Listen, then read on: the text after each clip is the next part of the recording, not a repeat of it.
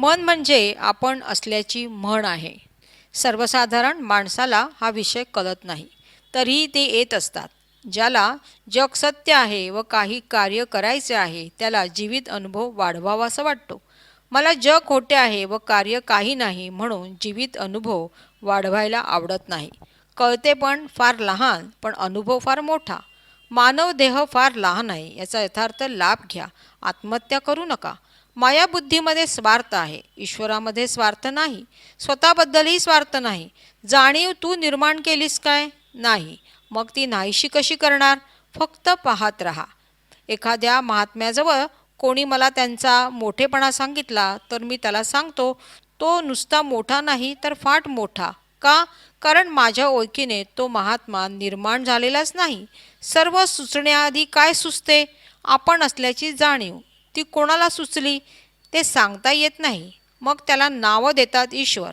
जसे नुकतेच जन्मलेले मूल आहे त्याला काय म्हणणार?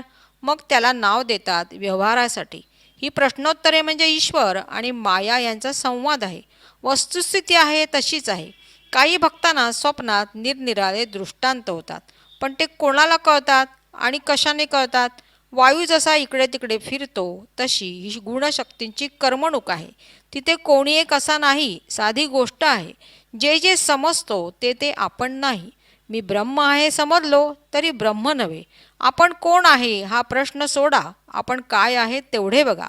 आपणच नाही तर ईश्वर माया यांचा काय उपयोग? अनित्याला नित्याचा अनुभव कसा असणार? अनित्य काय आहे? तुला तू आहेस हे सुचले आहे तेच अनित्य आहे.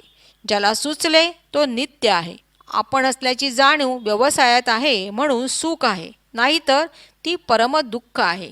जग हे प्रेमाचे दर्शन आहे हे बरोबर, पण तो तापत्रयाचा भडका आहे.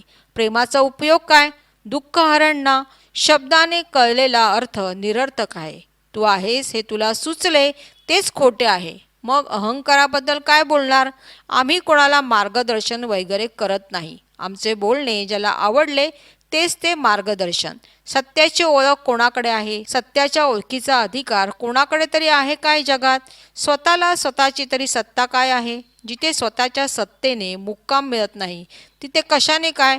तुमची जाणीव तुमच्या ताब्यात आहे काय? उलट जाणीव आल्यावरच तुम्ही आहात असे सुचते. आईबापांनी माहिती देण्याच्या आधी तुम्हाला तुमची काय माहिती आहे?